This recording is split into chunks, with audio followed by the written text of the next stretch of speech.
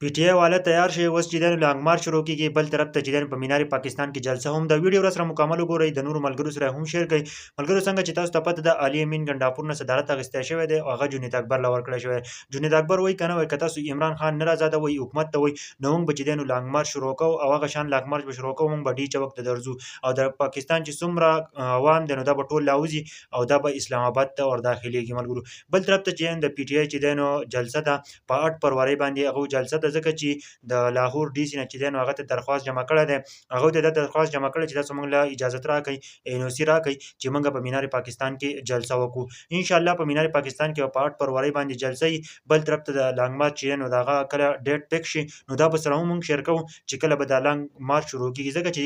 اوس چې کومه فیصلې دي نو هغه به جنید اکبر کوي او جنید اکبر چې دی نو هغه د عمران خان لپاره کوششونه کوي چې عمران خان چې دی نو اوس رها شي نو ټول پی ټی آی ټایګرانو ته دا خواسته چې دا ورته ضرور ورسوي چې ټول پی ټی آی ټایګرانو ته ورسي بل دا چې په 8 فروری چې کومه جلسه ده په مینار پاکستان کې د هر پاکستاني لپاره پکار ده چې دوی ځان هلته ورسي او هغه جلسه کې شرکت وکړي